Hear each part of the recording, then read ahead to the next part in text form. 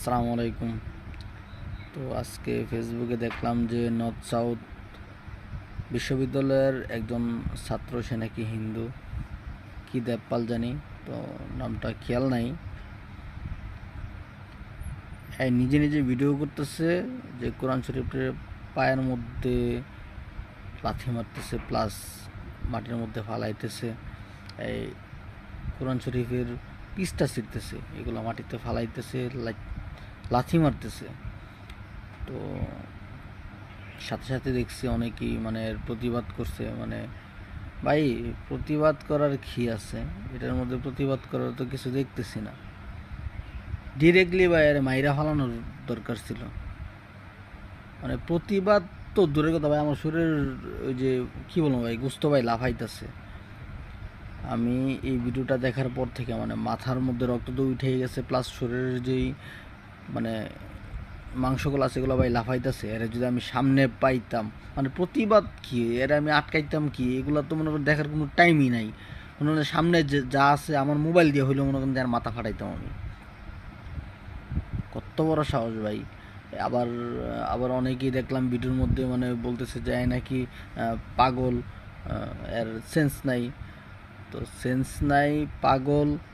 এই তো আবার দেখতেছি আবার এই কথাটাও বলতেছে যে এটা আমার নিজের বাবার টাকার কেনা, আমি যা ইচ্ছে তাই করবো, কারো টাকা নেই না। এই কথাও ভাই বলতেছে, এটা তো বলার সুযোগই দিতাম না ভাই, আরে মাথা ভাই ফাটাই দিতাম। কত বড় সাহস! এত দুনিয়াতে বেঁচে থাকার কোনো প্রশ্নই আসে না।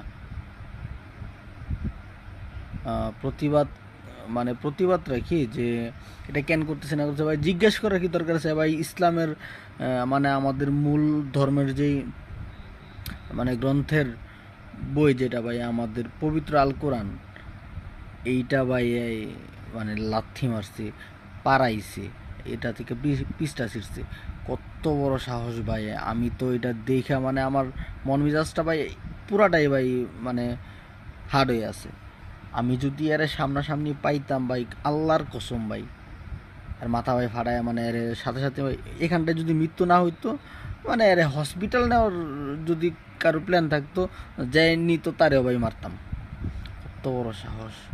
এই আমাদের পবিত্র আল কোরআন রে ভাই লাথি মারছে ভাই। খুব রাগ। এরে ভাই এখনও যে বাঁচায় রাখছে ভাই, এরে বাঁচায় রাখেন না ভাই।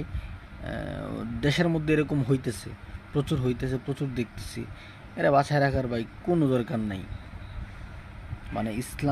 ইসলাম বিরোধী যাই হইব, এর মৃত্যু ভাই নিশ্চিত করতে হইব, বুঝছেন? যদি এই প্রতিবাদে যদি মৃত্যু হয় আমাদের, সমস্যা নাই ভাই, আল্লাহ ভালো জানে। মানে আল্লাহর রাস্তায় মরতে রাজি আছি।